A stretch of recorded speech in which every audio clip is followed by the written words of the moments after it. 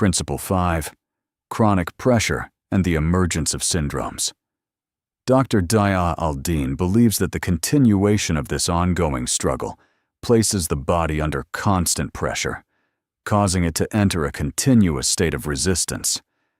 He argues that this persistent pressure leads to the development of recurring physical and psychological symptoms that are interconnected in their occurrence. However, because these symptoms may appear at different times, the relationship between them often becomes unclear. According to this perspective, this is how the concept of syndromes emerged. Groups of symptoms become clustered under a single label, while the true causal relationship between them remains uncertain, resulting in ambiguity in diagnosis. He further suggests that the problem may worsen due to interactions between toxins that have entered the body and the medications people take to treat different symptoms. A person may be affected by a particular intake or by a state of poisoning and then take medication for another symptom, leading to interactions among the various substances present within the body. He refers to this phenomenon as drug-drug interaction, that is, interactions between medications. As an example, he suggests that a person may take medication for high blood pressure, while other substances are already exerting effects within the body. This may result in interactions of which the person is unaware, potentially worsening the condition. According to this view, this process contributes to increased severity of symptoms, the overlap and mixing of diseases and symptoms, the emergence of similar disease groupings. Examples of these groups include the fibromyalgia group, the high blood pressure group, the diabetes group, the immune disease group, the cancer group. According to this theory, diseases continue to be classified into different groups, while the true underlying cause remains difficult to identify clearly. Principle 6. The digestive system and acid-suppressing medications. In this principle, Dr. Diaa Al-Din proposes that regardless of the name of the disease or the nature of the symptoms a person experiences, there is, in his view, a chronic dysfunction of the digestive system accompanying the illness. He further suggests that this dysfunction may be present even when the initial complaints began during early childhood.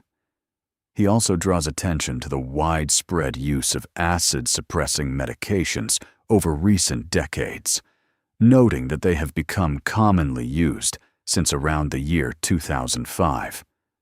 Dr. Diaa Al-Din believes that, with the progression of diseases and the increasing incidence of cancers, the possibility that acid-suppressing medications may play a role in the emergence of these symptoms and health changes should not be overlooked. From his perspective, the effects of these medications should form part of the discussion when attempting to understand the development of chronic diseases and to explain their underlying causes. Principle 7. Treating what is not the true cause. In this principle, Dr. Diaa Al-Din argues that a significant portion of medical practice revolves around treating factors that are not the true underlying cause of the problem. According to this perspective, individuals may experience a variety of symptoms such as a sudden twinge or stabbing sensation in the chest, blurred vision, dry mouth or reduced saliva, kidney pain, frequent urination. These symptoms are then attributed to various diagnoses, including hiatal hernia, elevated cholesterol levels, high triglyceride levels, increased uric acid levels. Dr. Diaa Al-Din considers attributing these symptoms to such explanations to be a form of what he describes as agreed-upon misconceptions. In other words, from his perspective, the actual problem is not being addressed, while attention is focused instead on explanations that do not represent the original cause of the disease. Principle 8. What do laboratory tests really mean? Dr. Diaa Al-Din then turns to the subject of laboratory findings and investigations, commonly referred to as clinical laboratory investigation.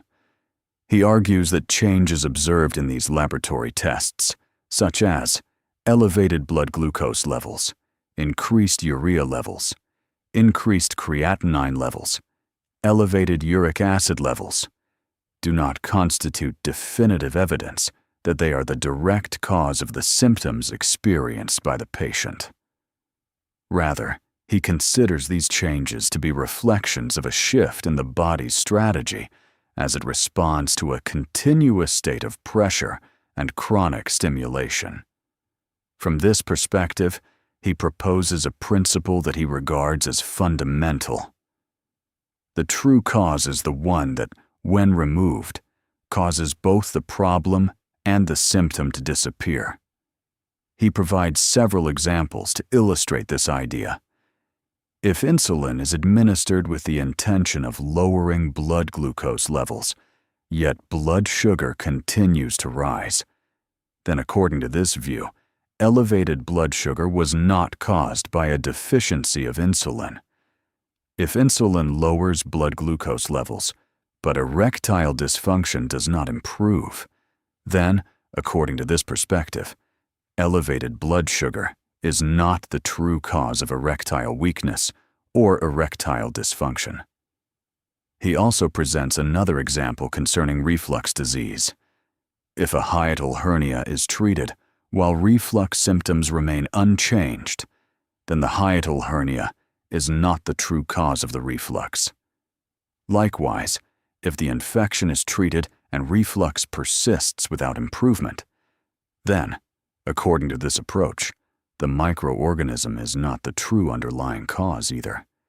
He concludes that when symptoms persist, despite the removal of an assumed cause, this indicates the need to search for another cause that is deeper and more fundamental.